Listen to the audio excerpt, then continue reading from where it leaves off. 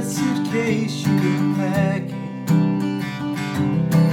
Just sit down and talk to me a while, 'cause I know you try to tell me what you're lacking.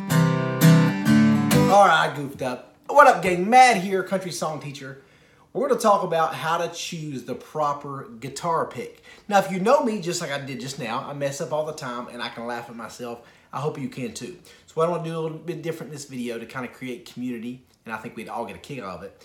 Please comment below your funniest assumption or goof up when it comes to when you learning the guitar. Now, I'm going to go ahead and tell you mine, so I'll start out with me.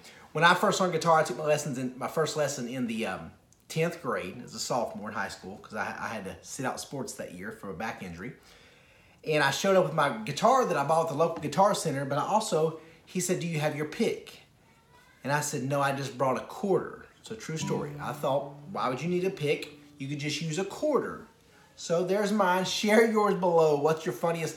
Maybe you heard the term capo and thought, who knows what. You probably have a funny story. I thought the chords meant like an extension cord. I don't know. Let's get creative. What is the dumbest thing you ever thought learning guitar? That's going to be your homework assignment. Now let's talk about how to choose the right guitar pick. First off, let me get right out there. My favorite guitar pick brand is Jim Dunlop.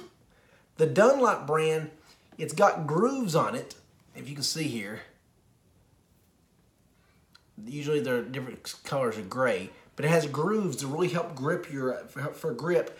And there's different, you can choose a pick by different thickness levels.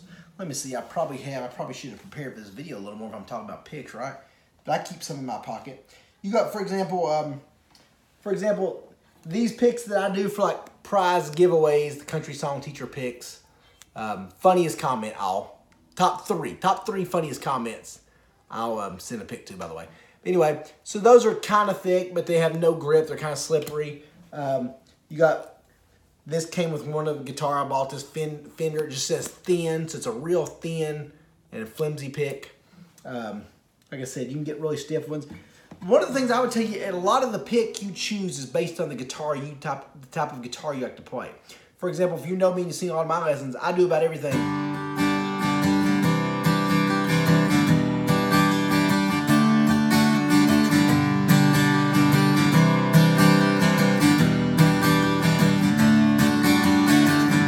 About everything, just strumming up and down 4, 5, 6 chords, whatever. So I like a pick that's pretty thin, because especially if you're starting out, you want to make sure your pick is pretty thin, because if you use a stiff pick, it'll peck the strings. You want them to kind of.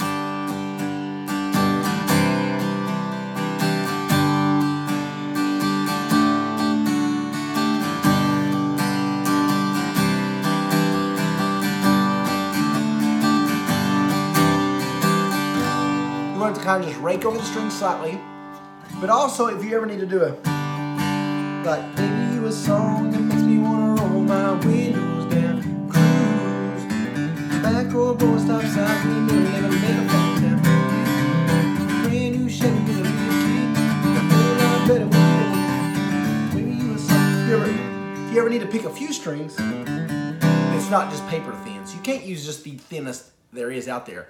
But again, a lot of it's going to be personal preference. If you're starting out, I recommend, like I said, this is 0.60 millimeters. That's the one I use in most of my videos. I even did one video that it helped me a lot of ways, not even using a pick. Just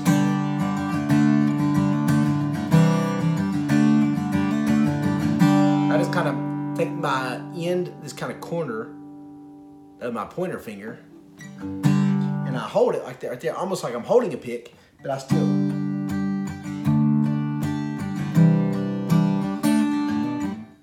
Yep.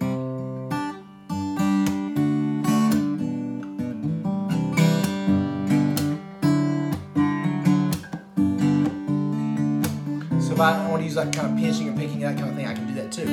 That's why a lot of times I don't use a pick, but if you do, I recommend, again, they're cheap. And if you're really serious about learning guitar, buy one really thin, one really thick, and a few in between, and just see which one you like. But again, I'm not endorsed by them or anything, but Jim Dunlop has the grips. You can get them at Guitar Center, Sam Ash, online, all that stuff. I love like having a grip, a little bit of grip on my pick. When I started out first and stuff too, I would always drop my pick inside here, drop it somewhere around me or whatever. So this is a good pick as far as giving you a pick. I mean, giving you a little bit of grip. So I don't recommend using a quarter. And I don't recommend using a dime. Maybe a 50-cent piece. Anyway, let me leave you with a lot of times people also ask me, what's a great song to learn, start out learning? There's a couple I always say. One is, I'm gonna be somebody.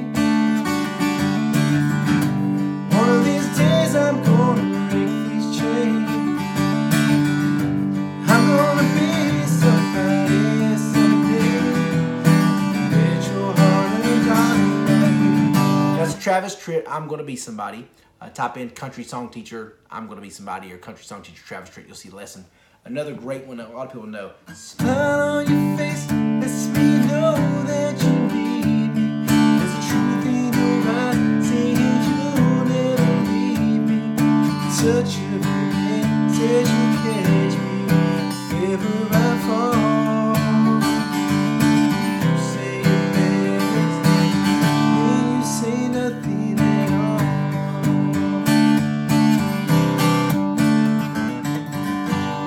That whole song is just G, D, C, D, over and over. Smile on your face, lets me know that you need me. There's a truth in your eyes. See, I'm just going G, D, C, D. And if you're totally new to my lessons, you're like, who is this dude? You want to type in Matt McQueen first 4 chords, because that's what I'm all about. I tell people if you're just starting out, you just learn how to hold a pick, choose a pick, learn those 4 chords, because